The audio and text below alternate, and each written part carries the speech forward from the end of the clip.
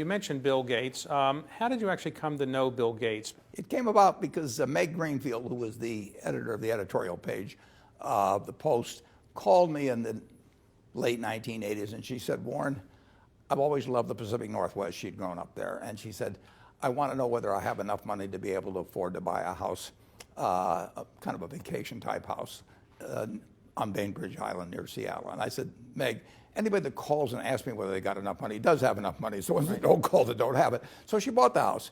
So she invited me and Kay Graham and a few people out to the house. And she knew the elder Gateses. So she called Mary Gates. And then Mary went to work on Bill to try and get him to come. And Bill said, I'm not going to go down there and meet some stockbroker or something.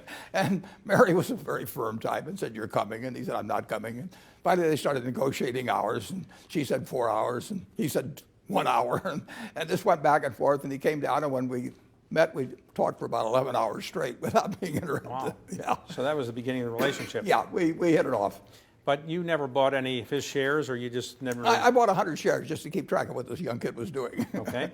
And he's now on your board, is that right? That's correct. So the relationship has become very close, and you get involved with him in many philanthropic things as well? Oh, yeah. Yeah, we have a lot of fun talking.